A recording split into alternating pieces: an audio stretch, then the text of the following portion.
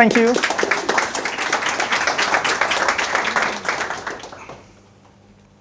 Hello, everyone. First of all, thanks to Eugene and also Jose for inviting me, and for the Data Science Sydney, and also for you having me here. So my talk, as perhaps you've seen the title, is a bit different than the regular talks we're having here. I'm going to talk about the optimization, but the focus is going to be more or less on the problems and with the real world challenges I've been involved in the past few years. So Eugene introduced me very well. Thank you. So I have a PhD in industrial engineering. My background is more or less a combination of the mathematics, optimization, computer science, management science, and my expertise is around the management science, decision science, and optimization. So for tonight's talk, I'm going to first start by what is optimization, some basics of optimization, and I do my best to make it in a very simple word, because I know the people here have different backgrounds, so I just want to make sure that we all have the same definition and the grasp of optimization. So the first 5 minutes, I'm going to just talk about the idea of optimization, and then I'm going to, for the next 20 minutes or so, I'm going to talk about the real-world application that we applied, the optimization models and techniques. I'm going to talk about 5 domains, and per each I'm going to introduce one application where the focus is just going to be on how we first stating the problem, and then how we model the problem as optimization, how optimization has helped us, and then some intuition about what at the end we delivered as the solution. And then the last part of the talk, I'm just going to very briefly talk about the solution we are using and we have developed. And just I'm going to talk about very briefly, because I know it's a bit complex with lots of details. I'm just going to make sure it's going to be a bit high-level idea. But if you have any question about the details or how those works, I would be more than happy to stay after the talk and answer your questions. So, what is optimization? Perhaps, as you know, the optimization is the action of making the best or the most effective use of a situation, or what we call in optimization, use of a resource. So we have a resource, we know that the resource is limited, so the question is, what is the best we can utilize the resource? So why do we need to use the optimization? Because it helps us to save cost, save time. It helps us to make a better usage of the resources. So, and then the next one is that why is the foundation of the optimization mathematics? Well, basically, if you don't use the mathematics, still you should be able to optimize. But the question is whether you can get the best result or not. And basically, the mathematics will help us to make sure we are going to have the best result or the best decision with respect to some criteria. So as you know, the research the research on optimization is very rich. Just you can find so many papers on the domain. I just tried here to have some combination of different application of the optimization. For instance, for the flight arrivals and departure scheduling at the airports, which I recently published a paper on it, or with the healthcare, with the routing, with the finance. And these are just a few areas which you can find perhaps most of the research or real-world application on optimization. So, but what about the applications? So I'm going to start with a simple application that perhaps every one of us is familiar with that. So how did I get here? So basically I work in building 7 of UTS, and I just, well, first thing is that this is not my first time here. So I knew that how I should get here, but just want to show you some ideas. So I just had a look at the map, and one way was like this, which takes about 30 minutes, and which it seems is a possible way to get here, which we call in optimization a feasible way. Because at the end, I start here, and at the end, I'm going to get to the destination. But perhaps if I'm going to walk for 30 minutes, at the end of the day, I'm going to be like the guy here, and perhaps I cannot do the very good presentation. However, of course, I haven't selected that route because it takes a long time.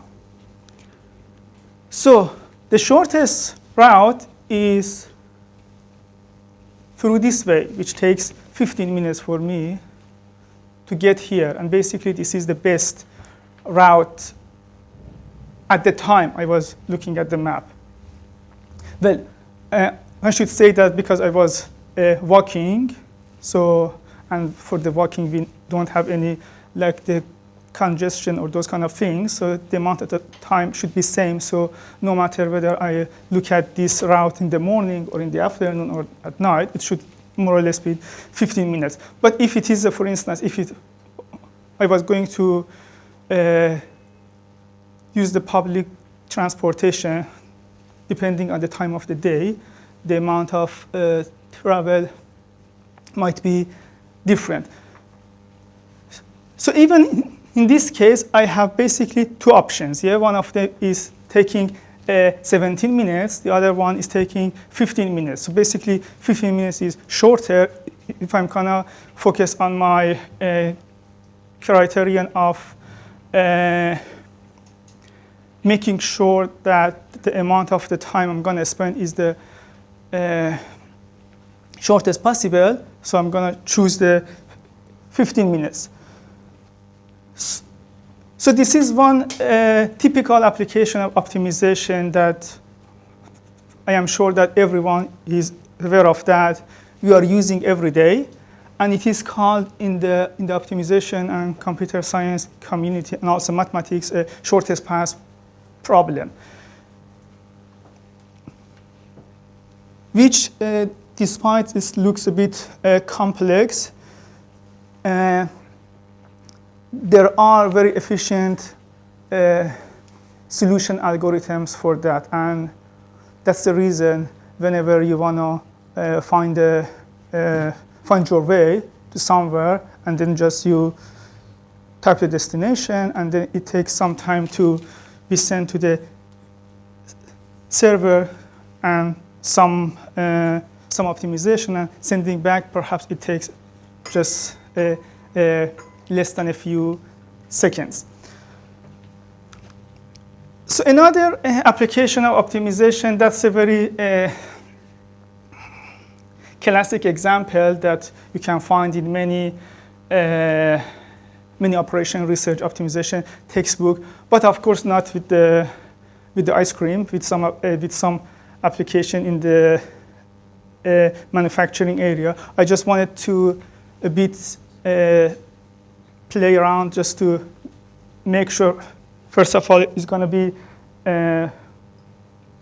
making sure that the optimization does not only have application in the manufacturing area. So the question is that suppose we are going to have 3 types of ice cream, and as you see, basically they have different layers, meaning they have different ingredients. So then they are going to have different, like the cost, okay? So the question is that how many quantities of each we need to produce to make sure, for instance, maximize the profit or minimize the cost. Of course, if you don't use the optimization, you still should have some rough ideas, but then you don't know whether this rough idea is going to be the best, basically, outcome or not.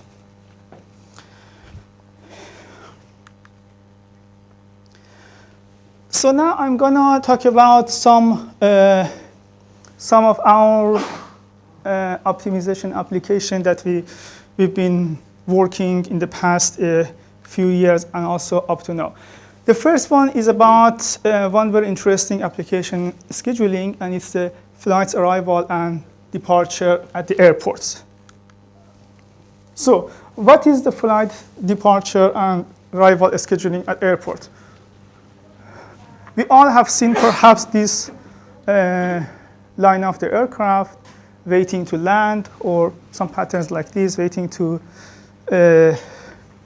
take off. But have you ever thought that how the aircraft are going to be lined like this? Is it something like randomly, or someone has put some effort to find some order for them, or just it is based on the first come, first serve, or first in, first out, FIFO? So no matter how this like the order is, most of the time, in terms of the management of the airports and also for the airlines, what we are looking for is, and also for the passengers, the most important part is that making sure that the flights are going to be on time, or basically minimizing the delay. And when I'm talking about flights being on time or minimizing the delay, we are talking about the overall performance, not the individual one. Because when you are looking at optimization, you might, for instance, make one aircraft like delayed, but the other one, for instance, on time. But if you look at the overall, it's important to improve the overall performance. However, it seems the problem is a bit more challenging than that, because you need to consider the connecting flights, okay, or fuel, or for safety reason. For instance, the arrival aircraft are going to be more important than the departure ones because of the fuel, for example, because of the safety, because as long as the aircraft is on the ground, more or less nothing is going to happen. But when it's on the air, so many things can happen. So then it's kind of routine that you need to put more priority towards the arrival ones. For example, also I need to say that for some cases, there are more complexities. For instance, for Sydney Airport, roughly we have around 900 flights per day, considering departure, arrival, domestic, and also international. Okay, and they have 3 runways. And the runways are what we call in scheduling, they are kind of dedicated runways in the sense that some of them cannot be used for some flights. And also, what we learned is that they have a dedicated runway only for the departure, just for the noise management policy. So basically, all of them make the problem is a bit more complex. So before I move to the next slide, you might have a question that, okay, now they are basically, the aircraft are like in a line, perhaps with this order they are going to land. So what we are talking about, the making changes in the order. What I've shown here is that basically this is the landing order which is confirmed for the landing. I couldn't find any photo showing that, for instance, the aircraft are gonna like in a pattern or something like that. Because most of the time before the landing, they need to make a circle or make a pattern just to wait for like their turn to land. So as I said, most of the time the typical routine is following the first in, first out. So based on when the aircraft are gonna approach the airport. However, we can still, if we put some effort just to change the order, I mean just to violate the first in, first out, we are able to make some improvement in terms of reducing the overall amount of delay, or basically making sure that more number of the flights are going to be on time. Okay, we can do this manually, and at the airport they also do this manually. For instance, if one flight is a bit late or one flight is some of the passengers are basically waiting for the connecting flight, so they make more priority on that flight to land sooner. So that approach is very easy to apply. Just you need to just play around with the aircraft, making some changes in the order, but it is far from the optimal or the best. Okay. However, if we go with the optimal solution, which is a bit more challenging because you want to find the best combination for the landing, it's a bit, of course, more challenging. But at the end, you are going to find the best solution, which means the large number of the flights are going to be on time. So the challenges of solving this problem is not about large instances. Why? Because usually we are just considered about 30 to 40, about the flights that are between 30 to 40 minutes far from the airport. We need to focus on those to schedule them. Basically meaning that the instances are small, okay? So we don't have any issue with solving very large instances. However, the solution should be developed in real time. Why? Because usually per 2 or 3 minutes, the airports need to update their schedule. So the solution needs to be fast. At the same time, there should be reasonably good quality solutions. So we needed to make sure we can deliver good quality solutions and very fast, which now we have the methods that can find a solution for instances as large as 100 departures and arrival in less than a minute. So they are quite usable for real world.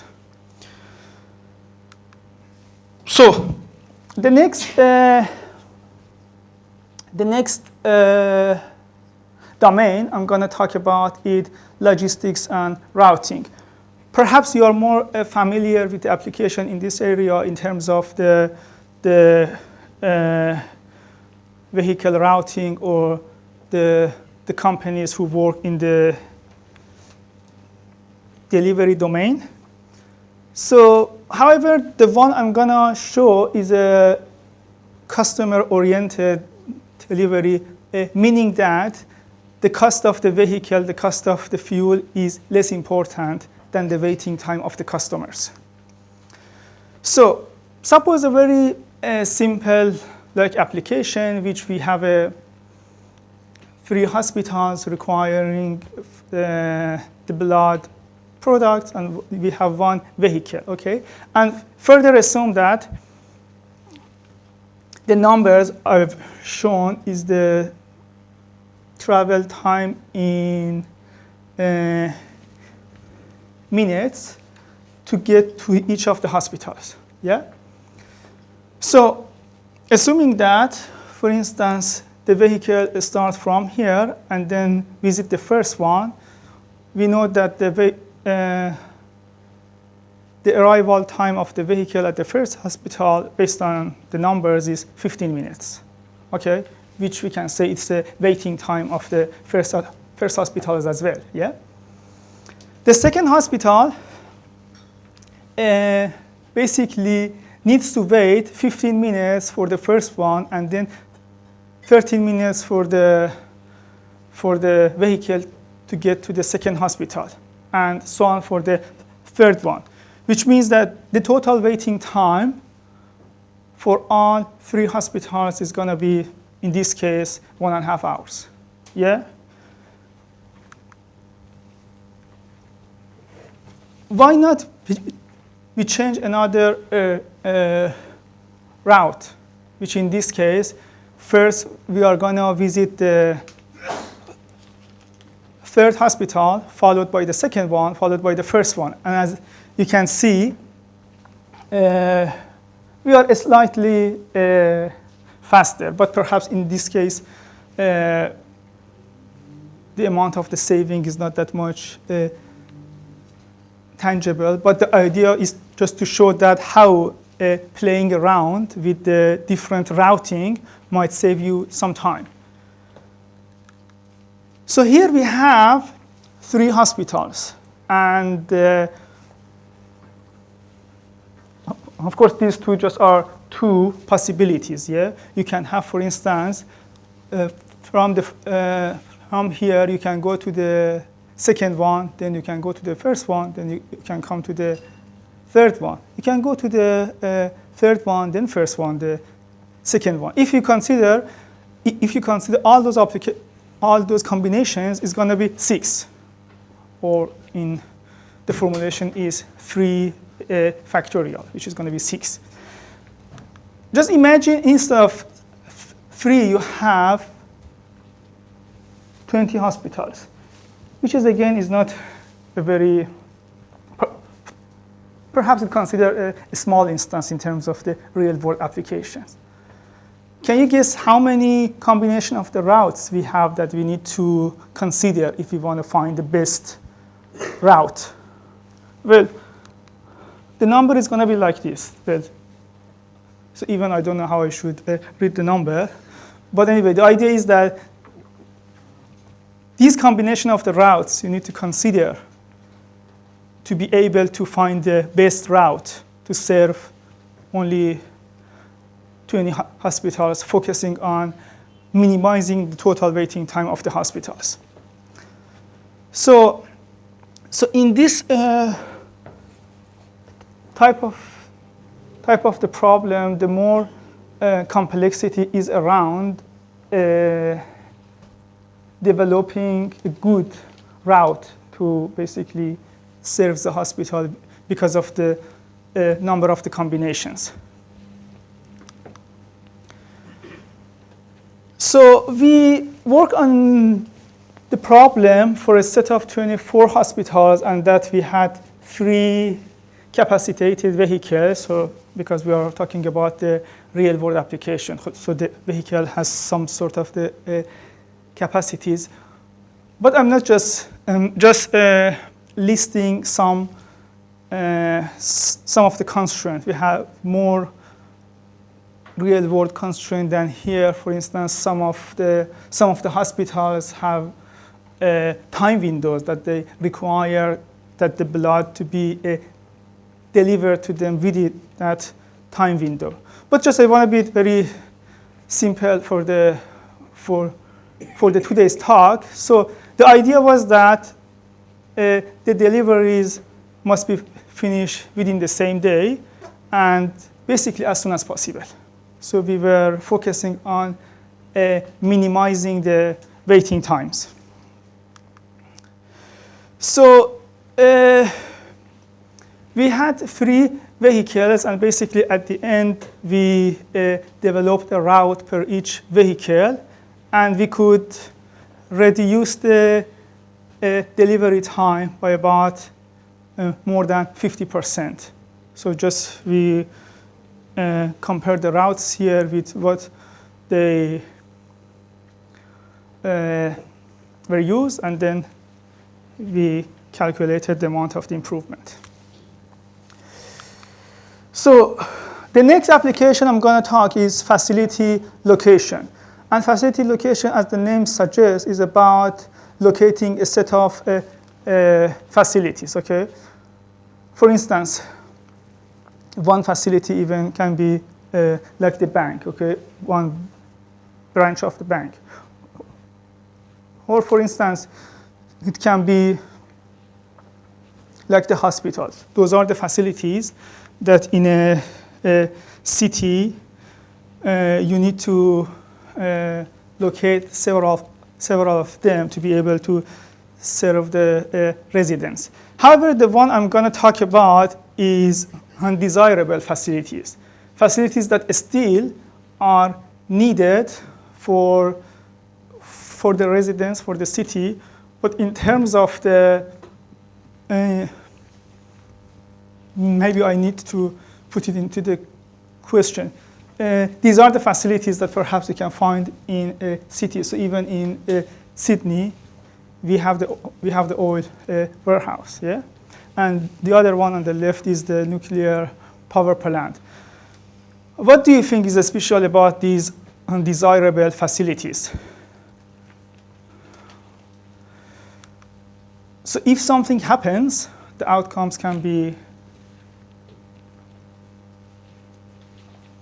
catastrophic, as you guessed. So consider the tsunami of 2011 in Japan, which resulted in radiation, and then about more than 150,000 people had to evacuate. The other example is the explosion of the oil warehouse in UK in 2005, which was within the city.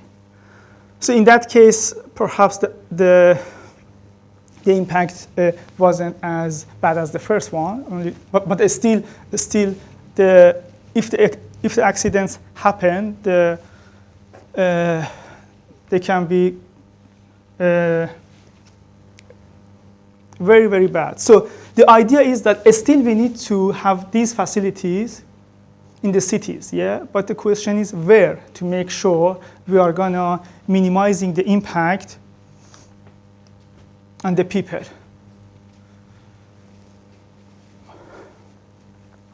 There are some practical challenges for this. For instance, we have the gradual coverage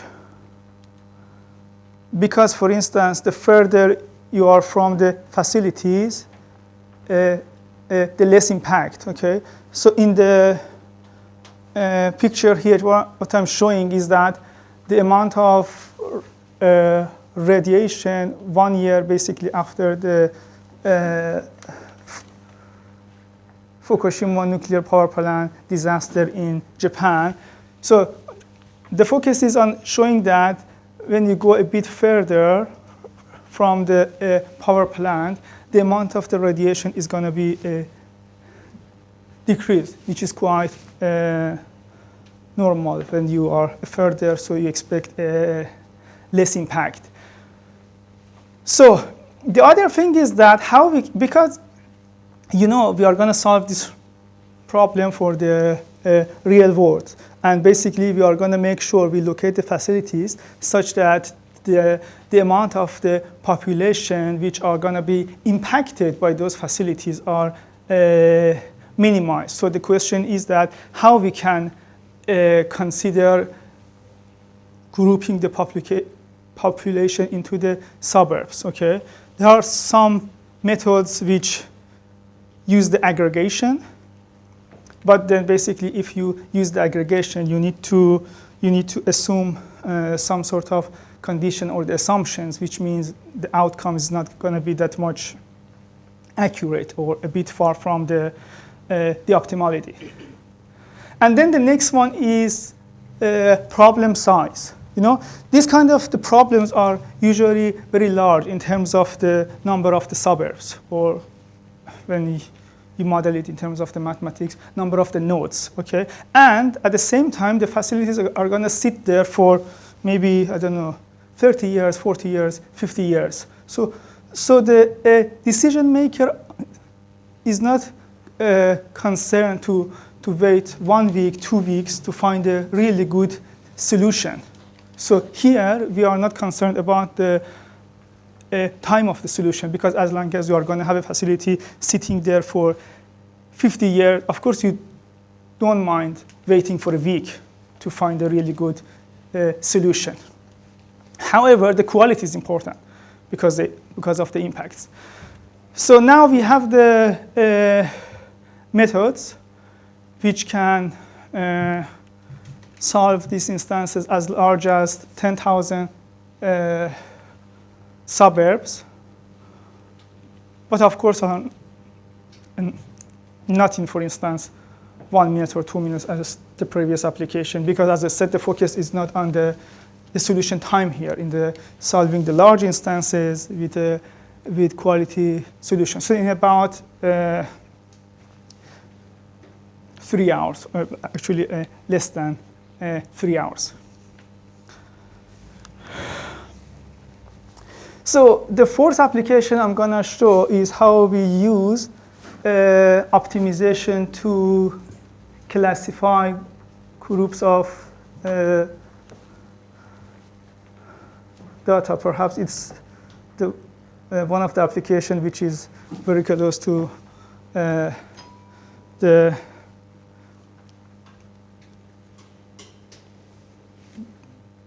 topic of the data science meetup.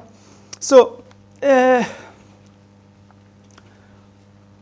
assume that you have a data set like this, which basically the rows are going to be the features, and the columns are going to be a representation of 2 groups of the data set, okay? So for instance, in the gene expression data set, one of the group is going to be healthy sample, the other going to be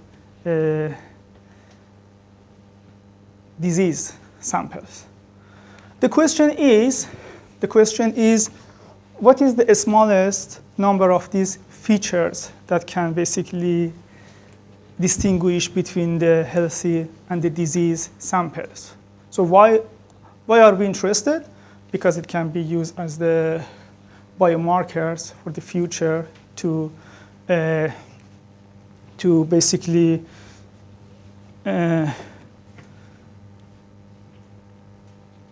determine the disease sample. So here, one of the challenge is here in terms of the computation. The problem is very, very difficult. So what we call in mathematics and computer science, it's very challenging problem, especially and when those problems are going to complex to solve, when you have a larger instances or the data set, the problems are getting exponentially more and more difficult to solve.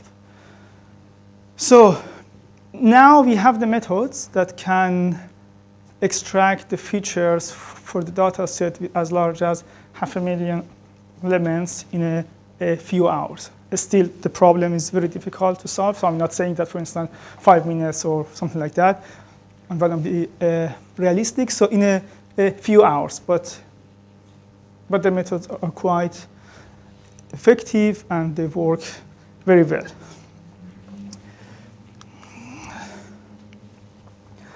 So the last application I'm going to talk is in finance. And what we did is how we developed a learning algorithm to basically assess the performance of the market forecasters, or what are known as the gurus.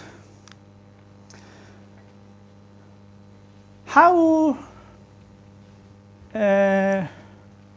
reliable financial market forecaster do you think are? Well, what we found is that in less than 50% of the time, well, again, I am talking about the overall, yeah?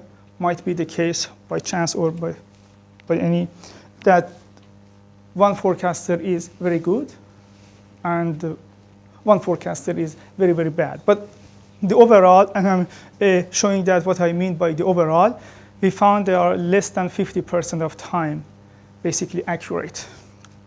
So we had a data set of 68 US-based market forecasters. And for those kind of studies, it's not very easy to obtain the data set because, first of all, usually you need to subscribe, should be able to get the forecast. And when you subscribe, then you are not able to use that forecast for those kind of studies. However, we managed to get one of these data sets from some of our colleagues in the US. So 68 market forecasters, around 6,700 market forecast. And we were about to see how really accurate they are.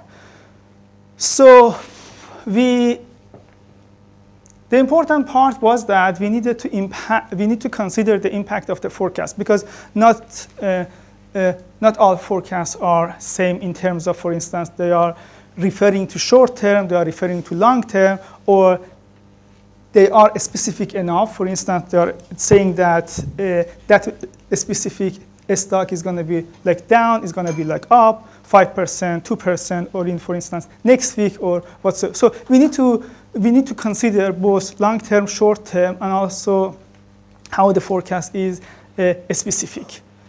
So, and then we developed a learning algorithm. And the reason I'm saying it was a learning algorithm, because it was a just simple learning algorithm, not very sophisticated or the complex machine learning one. Just it was a very simple algorithm that it basically looks into the forecast, started to learn based on the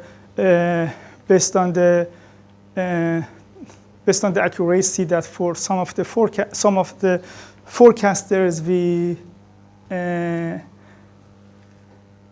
manually calculated, and then based on that it updates the set of the keywords and then works like that. So we developed learning algorithm, and then after several of iterations, we could get accuracy of 92%, and we thought, okay, the accuracy is good, so we need to apply the algorithm to the rest of the data set, which we did, and we found that they are basically only 48% of the forecasts are like the accurate. So more or less, it's like the chance, if you flip a coin, it's more or less like 50%. So now I'm going to talk about, so far I've talked about some applications and how we managed to find solutions. Some of them, the solution needed to be very fast. Some of them, the time was not important. The quality of the solution and the fact that we managed to solve large instances was important. So maybe you have a question, okay, we solved it, but what do we mean by solving, or what sort of the algorithm we use, or how the solution works?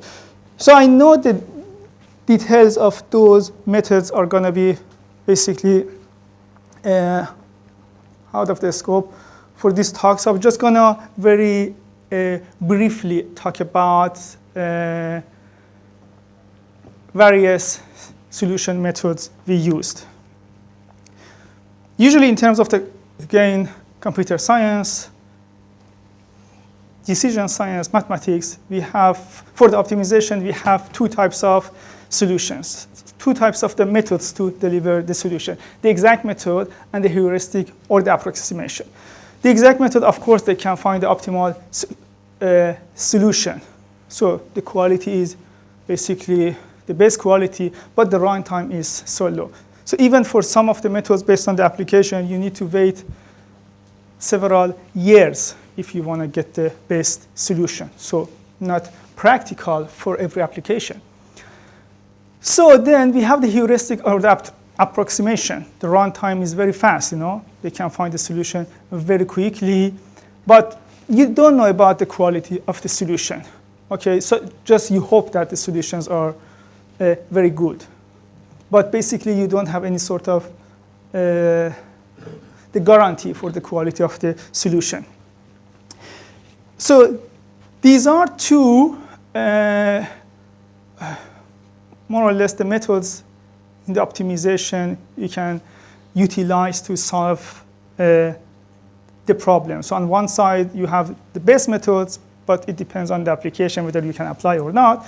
On the other side, you have the heuristic ones, which you can apply basically for every problem, no matter of the size, more or less, but you don't know about the quality.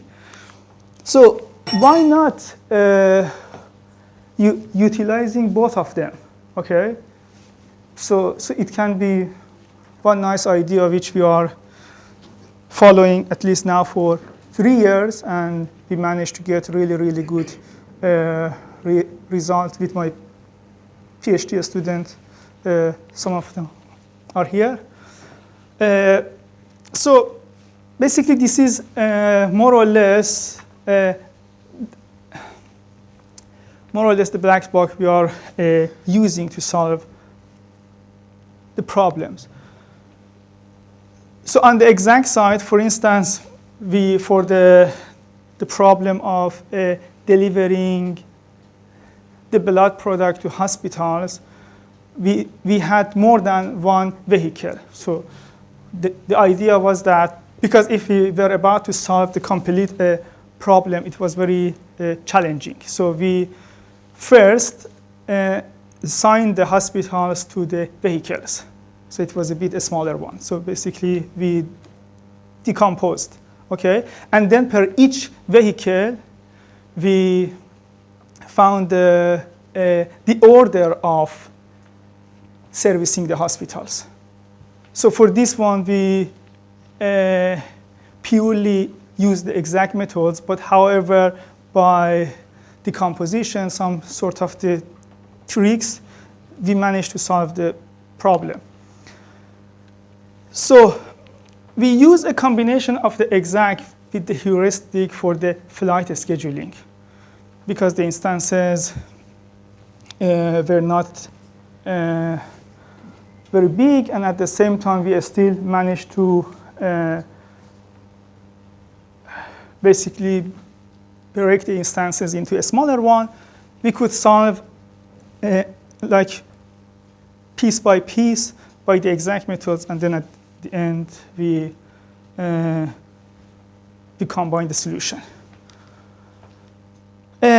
For the classifying the two groups of the data, we use the heuristic to have a pool of the initial solutions, like the initial set of features. And then we use the exact methods to find the best set among the reduced set of the features.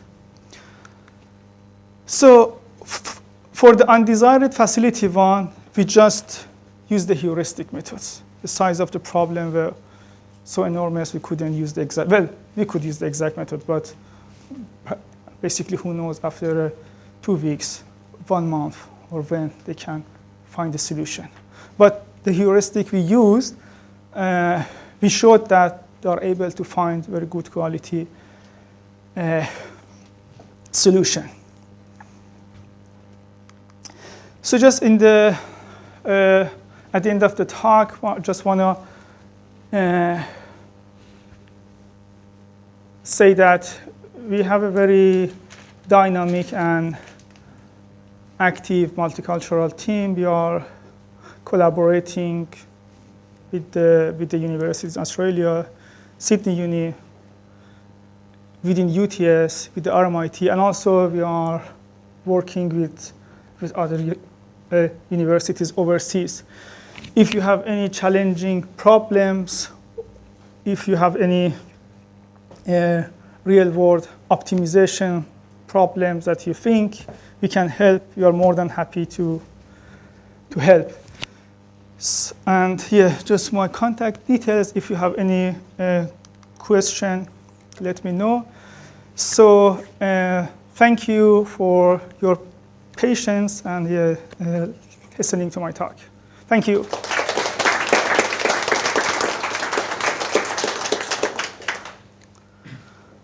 Well, hands are going up.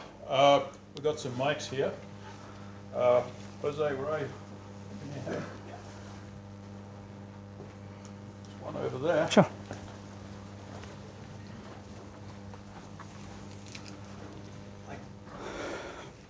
Thank you for the talk. Thank you. You said in the blood problem that you decompose the problem and then you did exact solutions of this.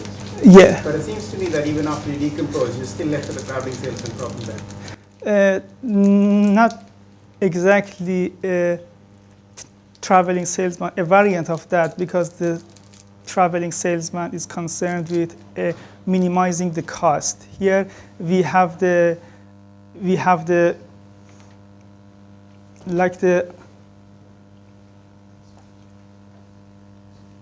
aggregated, like the cost. Sure, but to me it seems like that's just the traveling salesman problem, and all you need to do is remove the shortest link from the origin, and then you get the shortest waiting time. Mm-hmm.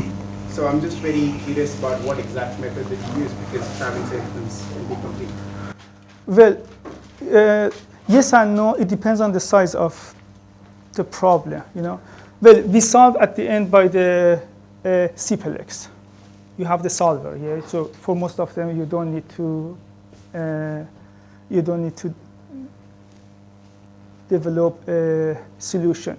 But the part with the decomposition part was that basically, if we are speaking correctly, we have multiple traveling salesmen. Right. So one way to solve those kind of the problem, one way to make it simpler is that to make it in several single ones, okay, which we did here. We know that this type of decomposition, the optimal solution you find might be a bit far from the optimal solution of the original one. The reason is that when you solve the problem as a whole, then basically you make sure the assignment of the hospitals to vehicle are basically optimized, which is not the case necessarily here, because we are first assigning the hospitals to the vehicle. And yeah, I'm not sure I have answered your question or not, but please let me know if I haven't. No, I think it makes sense. So I think what you've done is you've reduced them down to such small instances that you can actually calculate exponential times. Yeah, yeah. Thanks. Okay, one last question from Boris. Hi. Interesting talk. Thanks. Quick question in regards to one model I'm quite interested in is like the disease part, case versus control. Yeah. And the problem we are dealing with, and I would like to hear your opinion on that, is particularly when you have a very high dimensional problem, very broad matrices, very shallow, you have a lot of feature uncertainty and stability towards the importance of your features. And you were saying you can pick important features in up to 500,000 features. How do you skew towards feature stability over small data sets? And on top of that, how do you deal with uncertainty in your features with your approaches? So about the uncertainty, I'm not sure I can understand what do you mean by the uncertainty. Well, labels can be wrong. Okay. First of Okay. all, Okay. you have uncertainty in every data source has Yeah, a certain yeah. amount, like robot statistics, Okay. for example. Okay. Okay. How do you address that? And then feature stability towards. Short answer is that we have not addressed that. We assume that basically everything is ready. We have the data set. We have the correct labeling, and then the question is how we can find the smallest set for the feature. And what was the first question? Sorry. The first question is stability of feature importance. Selecting a feature towards saying this is an important feature looking at. When you were saying we're looking at 500,000 features, and we can optimize our solution towards finding a solution, Okay. which Yeah. one of those are important. Yeah. Okay. The moment you remove parts of your data set, the feature might not be important anymore, which is a mathematical problem under feature stability. Yes. Right. To be honest, I don't have the answer for that question, and I think more or less the other feature selection methods, for instance, like Weber or the filter selection, work like that. What I know here is that we did some stuff into somehow making sure that the features, the selected features can distinguish between the healthy and disease samples. So on the background, based on the labels, we are gonna find some sort of the pairs, okay? So for instance, one pair can be, maybe I can come back to it, it's gonna be easier. We can take it offline afterwards. Yeah. I'm interested to hear your Sure. Your talk was quite long, AMIR, so do you mind Okay, taking this sure. one off? And Sorry for that. I highly recommend talking to Boris. Sure. He's a very interesting guy. And with that, can we all please thank AMIR? Thank you. Hi, I'm Greg Perl from the Onset group. I head up the data science and analytic area there. I hope you enjoyed tonight's presentation. Always fantastic information that we get from that. The Onset group are the premium technical recruiters across obviously data science, machine learning, NLP, artificial intelligence. I'm here to help organisations build their analytics team and their analytics function with superior talent. There's lots of people out there, really good individuals across a range of different sectors that could be beneficial. And obviously I'm also here for the data science community to assist with understanding the market, understanding what jobs are out there, how to get into data science. So please feel free to reach out. So again, it's Greg Perl at the Onset Group, and I look forward to seeing you at the next meetup.